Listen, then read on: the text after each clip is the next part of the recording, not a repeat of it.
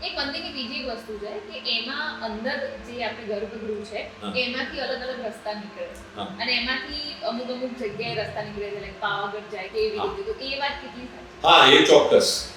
એનો આપણે હું એક ઉદાહરણ આપે કે એક્ઝેક્ટ અહીંથી એવું કહેવાય છે કે મઉ ભવનાથ મંદિરમાં એક રસ્તો જાય છે, એક રસ્તો માણેક ચોકમાં જાય છે અને એક રસ્તો પાવાગઢ જાય છે. એવી આપણે એક ઇતિહાસ વાપરેલો છે.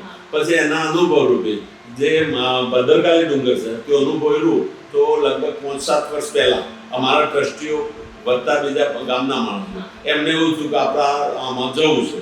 તો આ 5-7 વર્ષ પહેલા એ બોયરામાં 4 કલાક ચાલ્યા તે છતાં મોબાઈલની બેટરી ડાઉન થઈ ગઈ પણ એ રસ્તામાં અંત ના આવ્યો. પછી એ 4.5 કલાક ચાલે પાછા આવ્યા એટલું.